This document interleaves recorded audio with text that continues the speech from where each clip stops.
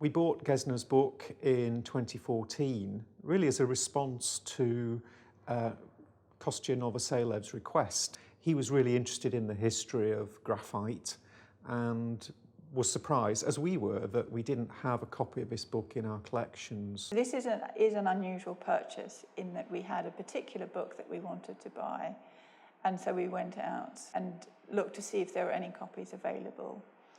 And while there wasn't one immediately, my colleague John Hodgson came across a copy advertised for sale from a Dutch antiquarian book dealer who specialises in scientific books. The University of Manchester Library houses one of the world's great collections of historical scientific books. And this was a real gap in our collection, so we were quite keen to acquire a copy of this book because of its association with graphite and graphene. It's part of a work by Gesner on fossils and minerals, which was published in 1565. Gesner describes in this work and illustrates a pencil, and that he has heard that there may be a different version of this lead pencil being used in England with a different sort of material, and this is probably graphite. When the book arrived here in the library, I was actually a little bit surprised. I'd been expecting something quite large and almost monumental.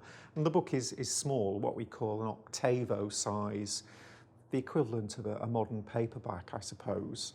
But it's magical to see this very first description of a graphite pencil. For Kostya and for those people who are interested, have this historic interest in graphite, the Gesner book is a very important moment in the history of the publication of information. The library is working closely with the graphene researchers now to ensure that the historical legacy of this amazing discovery and development is preserved.